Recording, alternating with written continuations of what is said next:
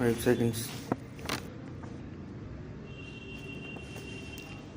It is particularly appropriate that in this year of Mahatma Gandhi's centenary, the Patel Memorial Lectures should be devoted to the study of some aspect of his life and thought.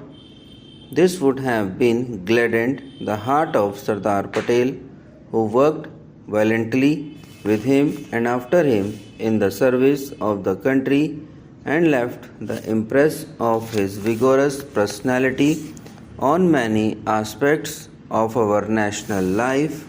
Gandhi has made a unique impact on the mind and heart of his age, although many of the values which he deeply cherished were at a great discount in the world.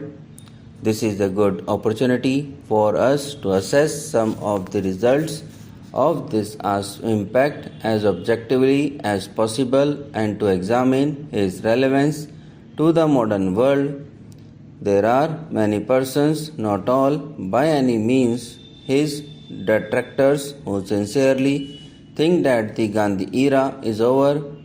They recognize that he provided brilliant leadership in the fight for freedom as well as in many other fields where results are neither easily perceptible nor quick to mature, but having done that, his role has been completed and many of his teachings are not really valid now either for India or the world.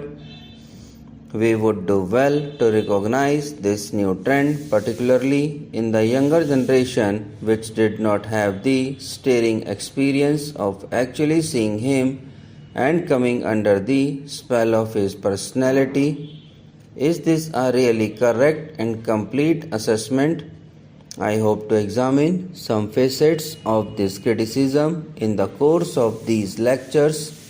While I appreciate the relevance of this theme to the occasion, I do not quite know why I have chosen for the honor.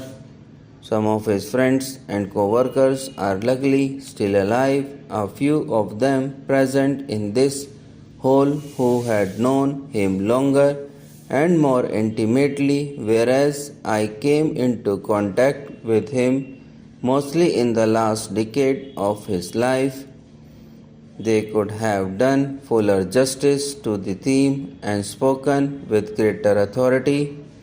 Also, only last December, one of his close co-workers and a careful student of his thought had spoken on a somewhat similar theme.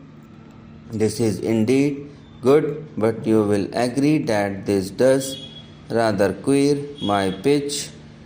However, I am grateful for this invitation because it has led me to a restudy of Gandhi's writings again, and this has been an enriching spiritual experience. During the last 50 years, so much has been spoken and written about him, and he has himself written so much about his ideas, his values, and the course of his spiritual growth that it is difficult to find something original to say about him. Original ways of doing so, yes, original interpretation of his ideas possibly, but originally of content hardly, unless of course like Arthur, who has the dubious gift of being able to see darkness at noon, once set out to prove that India would have been a better and healthier country if Gandhi had not existed. However, having been offered the challenge of this responsibility and having accepted it in a moment of mental lucidity, I shall endeavor to do my best. As you know, my first lecture is entitled The Lovable Personality of Gandhi, the second, Gandhiji Concept of Religion, and the third, Gandhi's Concept of Culture. I consider the last to be particularly significant facets of this thought, both for India and the rest of the world. I have not considered it necessary to detail his political and economic ideas because they have already received adequate attention and their roots really lie in his religious and cultural ideas.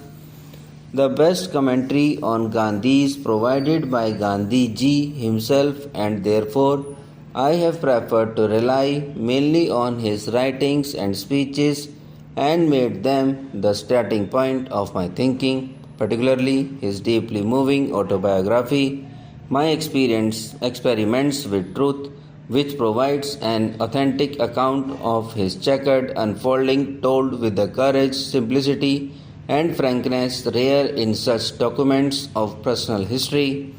Many years ago, I had read the book and it gave me a glimpse after mind, simple and intricate, modern and yet steeped in tradition.